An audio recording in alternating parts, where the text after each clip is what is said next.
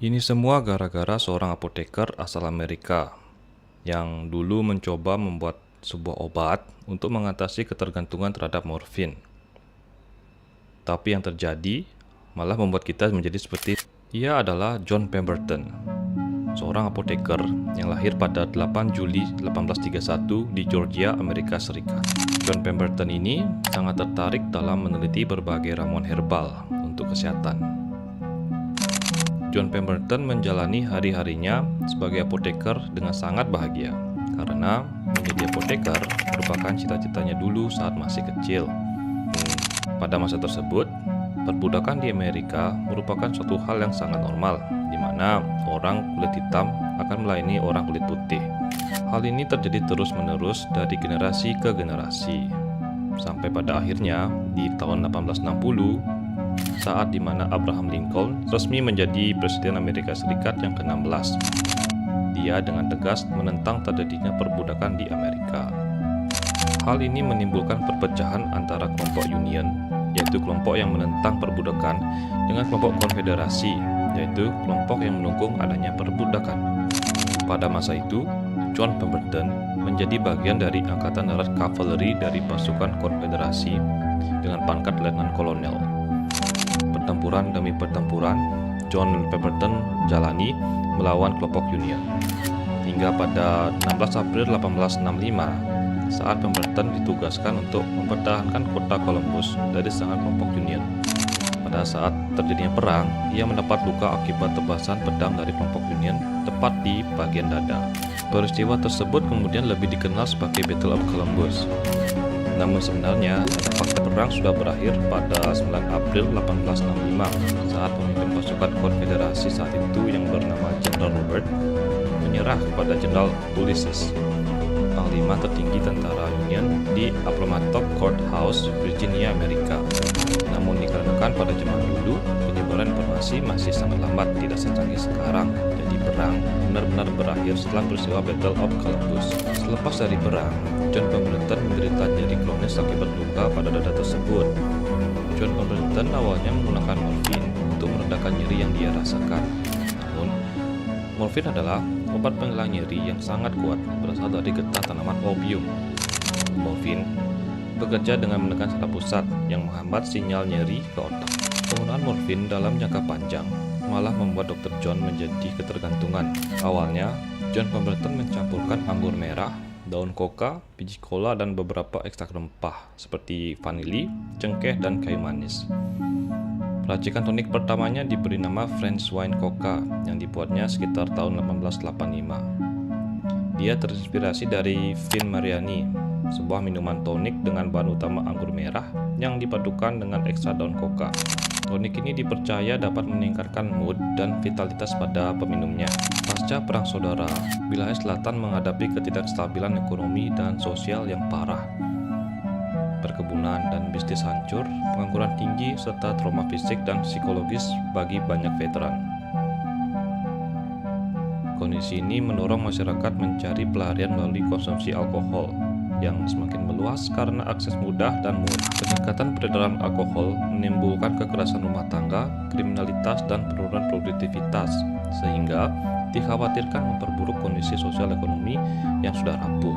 Kekhawatiran ini mendorong gerakan moral dan reformasi sosial yang akhirnya muncul Temperance of Law sebagai upaya menekan konsumsi alkohol dan memperbaiki ketertiban masyarakat. Temperance Law ini sayangnya membawa dampak buruk bagi John Pemberton.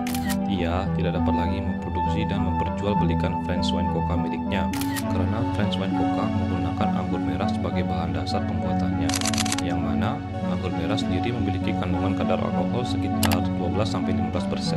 Setelah French Wine Coca miliknya tidak dapat lagi diproduksi karena bertentangan dengan Temperance Law yang melarang peredaran minuman beralkohol, John Pemberton berusaha mencari cara agar tetap bisa menjual tonik buatannya secara legal. Ia kemudian menghapus kandungan alkohol dari resep aslinya dan menggantinya dengan campuran sirup gula serta air berkarbonasi. Setelah beberapa kali percobaan, terciptalah racikan baru dengan rasa yang sangat unik dan menyegarkan, yang kemudian ia pasarkan sebagai minuman kesehatan. Nama Coca-Cola sendiri diberikan oleh Frank Robinson, kutat sekaligus teman Pemberton yang mengambil nama dari dua bahan utama, yakni Coca Coca dari daun coca, dan cola dari biji cola. Coca-Cola awal pertama kali dijual pada 8 Mei 1886 di apotek Checkers Pharmacy. John Pemberton menjualnya sebagai minuman tonik kesehatan yang diklaim dapat menjagarkan tubuh, meredakan sakit kepala, dan meningkatkan energi.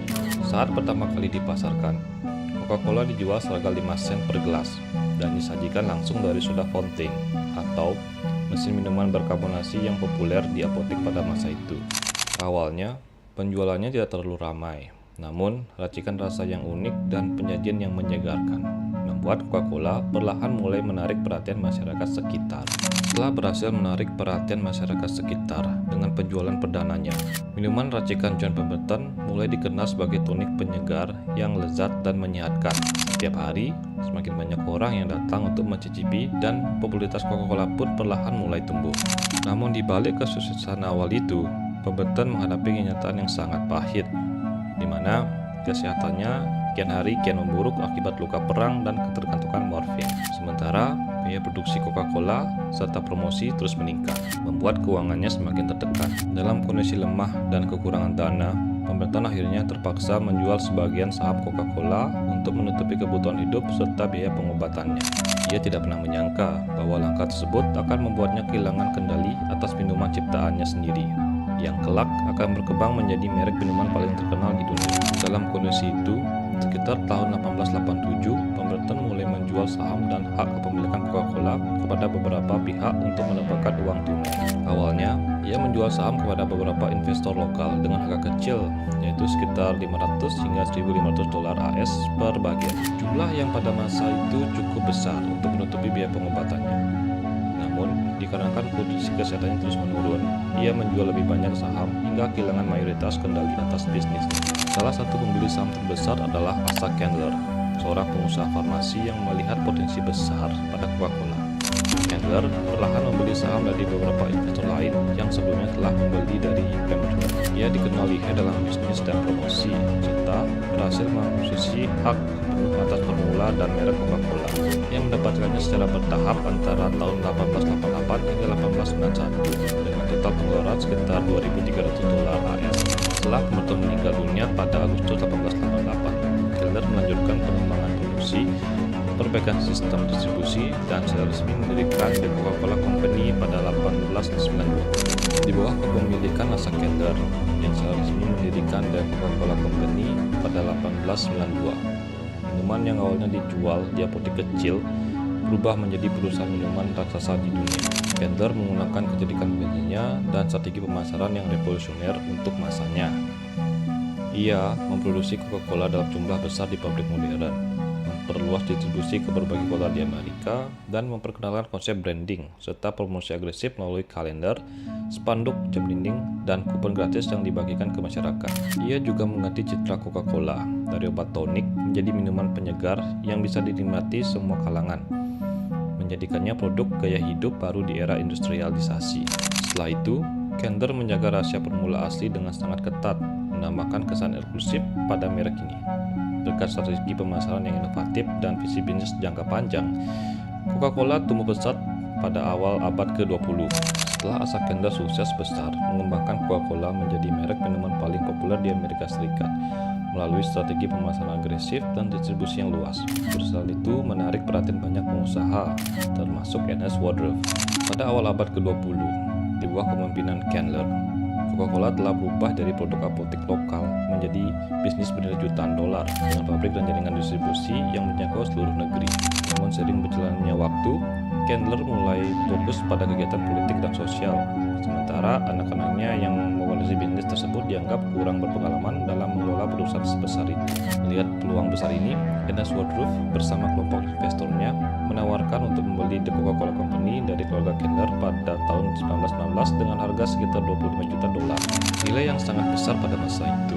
Akuisisi ini menandai babak baru dalam sejarah Coca-Cola, di mana di bawah kepemimpinan Woodruff, perusahaan tersebut berkembang menjadi merek global, memperluas penjualan ke luar Amerika, dan menjadikannya ikon budaya dunia yang dikenal hingga saat ini. Setelah Ernest Woodruff mengambil alih The Coca-Cola Company pada tahun 1916 bersama kelompok investornya, ia melakukan rekonstruksi besar-besaran yang membawa perusahaan ke tingkat profesional yang lebih tinggi.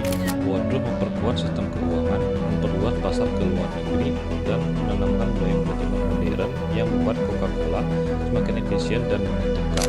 Namun peran paling besar datang dari putranya, yaitu Robert Woodruff, yang menjadi presiden perusahaan pada tahun 1923 dan menjadikan Coca-Cola sebagai merek global melalui ekspansi internasional, terutama saat Perang Dunia Kedua, ketika minuman ini dikirim untuk para tentara Amerika Serikat di berbagai negara.